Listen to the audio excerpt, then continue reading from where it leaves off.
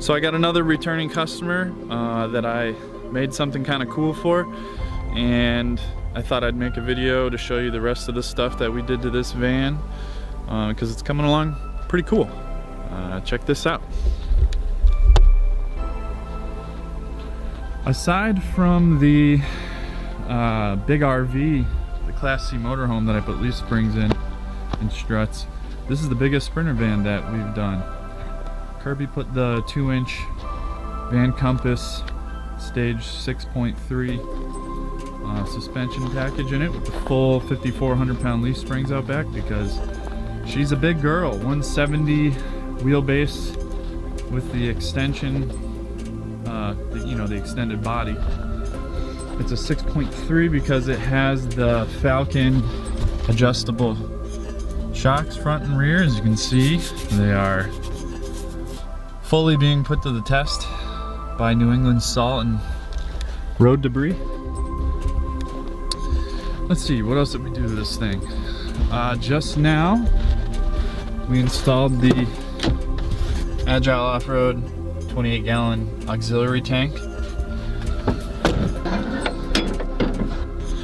So, normally, on the 2019 Plus chassis, there is a bracket that puts the air compressor for onboard air underneath this, but it doesn't fit on the older body style. So, Agile Off-Road also makes a plate to mount it over here if you don't have this battery.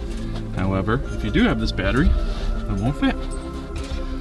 So I made a plate, put a nut cert in the body there, the stud that was already there comes over here. It sandwiches up to the plate the compressor's mounted on. With 4 of the compressor bolts, I had to buy some longer ones obviously because we added some material there, but it clears the brake lines, clears the washer fluid. It's out of the elements. I'm really happy it's in the engine bay. It's tight, it's really tight. It's about an 1/8 inch tight between this brake line and that surface, but compressor's in here. Normal Agile Off-Road air chuck right here up front. There's another one out back on the pinch seam under the back doors. Yeah, pretty cool. Also, Agile puts together this nice Mercedes switch that this factory Mercedes switch. Let me turn it on here for you. That controls the compressor. Oop. Hang on. It only works while the ignition's on. The line's already compressed, so it has a pressure sensor, obviously. And it turns off at, I think, 120 PSI. But, yeah. So this van's coming along pretty cool. He's building it himself. The inside is getting there. Hopefully I'll see him again once he's done upfitting it. I see some solar panels up there.